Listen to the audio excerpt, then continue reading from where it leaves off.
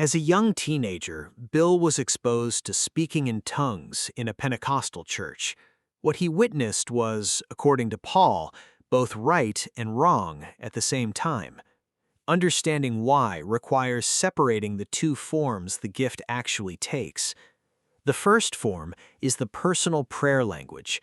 This is a private utterance between the believer and God, not intended for public performance or interpretation.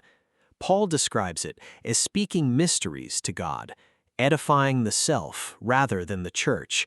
It belongs in the prayer closet. Its purpose is devotion for those who cannot find the words to express themselves verbally to God. Think of it as baby talk between a child and their father, completely appropriate and private, not designed for an audience. That framing matters because it explains both the gift's value and its limits. The second form is the public utterance in an unknown language, requiring interpretation. This is a different operation entirely. Someone speaks in a language unknown to them. Someone else interprets it into "Thus saith the Lord." Rarely, a third person in the audience, someone who actually knows the language spoken, confirms that the utterance was accurate and the translation correct. Bill has heard this testimony second and third hand. It happens. It is orderly, verifiable, and serves the whole congregation rather than the individual.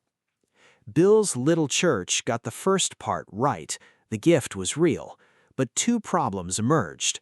First, emotionally unstable individuals use their personal prayer language to take over the worship service, which Paul directly addresses as disorder. The prayer language is not for the congregation. When it spills into public worship without interpretation, it becomes noise, not edification. For an outsider sitting in that room, it is particularly damaging. They are not impressed with what sounds like baby talk, and they leave with a stumbling block instead of an open door.